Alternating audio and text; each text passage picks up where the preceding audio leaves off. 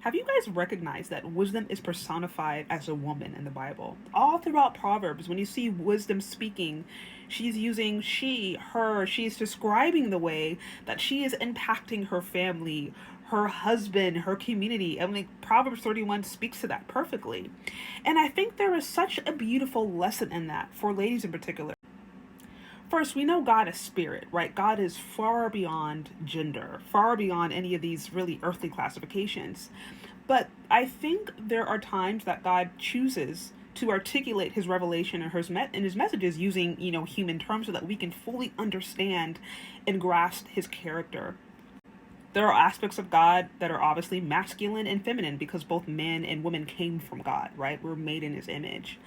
But I think the beautiful thing about woman being personified, um, or wisdom rather being personified as a woman, is that it shows us that as women of God, when we are walking with God, when we are really connected with the Spirit and flowing with Him, there is something divine about us. There is something divine about what we can bring to our husbands, to our families, to our communities, or just whatever situation we are in. There is divine wisdom that we can impart that is unique to our femininity, and that means we don't have to change ourselves. We don't have to try to be more we're not. We don't have to try to be more like men or change our frame. It's like God wants to express his divine revelation through our feminine frame, and I think there's something so uniquely powerful about that.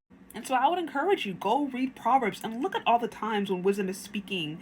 She is expressing herself as a woman, as a lady, as a wise woman who builds a house, as a wise woman who is imparting wisdom and encouraging her husband, who is impacting her children, who is impacting her community.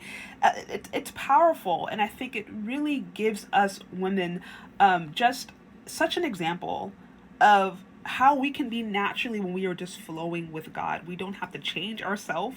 We don't have to really be anything other than who God has created us to be. In fact, God wants to reveal himself through us as women, not as anything else other than just who he created us to be.